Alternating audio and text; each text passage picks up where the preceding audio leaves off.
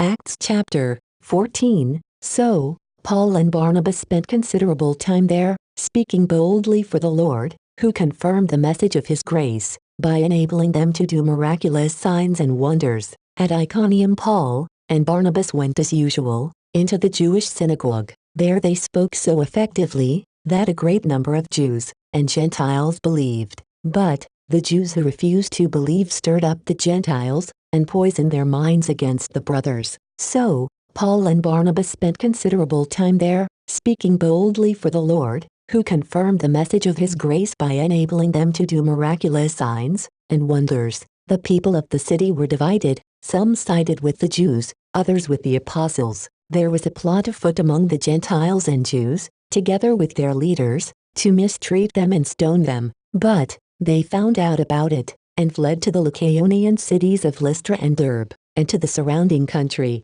where they continued to preach the good news. In Lystra there sat a man crippled in his feet, who was lame from birth and had never walked. He listened to Paul, as he was speaking. Paul looked directly at him, saw that he had faith to be healed and called out, "Stand up on your feet." At that, the man jumped up and began to walk. When the crowd saw what Paul had done, they shouted in the Lycaonian language, "The gods have come down to us in human form." Barnabas they called Zeus, and Paul they called Hermes because he was the chief speaker. The priest of Zeus, whose temple was just outside the city, brought bulls and wreaths to the city gates because he and the crowd wanted to offer sacrifices to them. But when the apostles Barnabas and Paul heard of this, they tore their clothes and rushed out into the crowd, shouting, "Men, why are you doing this? We too are only men, human like you. We are bringing you good news, telling you to turn from these worthless things to the living God, who made heaven and earth and sea and everything in them.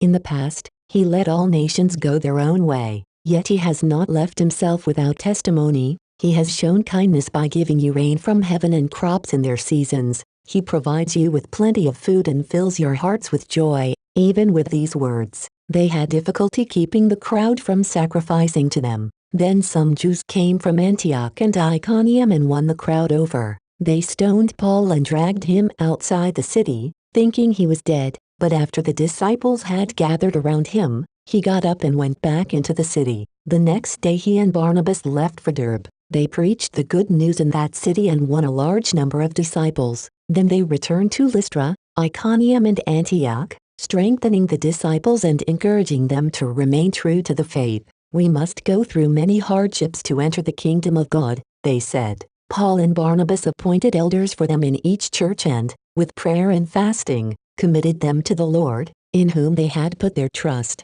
After going through Pisidia, they came into Pamphylia, and when they had preached the word in Perga, they went down to Attalia. From Attalia they sailed back to Antioch, where they had been committed to the grace of God for the work they had now completed. On arriving there, they gathered the church together and reported all that God had done through them and how he had opened the door of faith to the Gentiles, and they stayed there a long time with the disciples.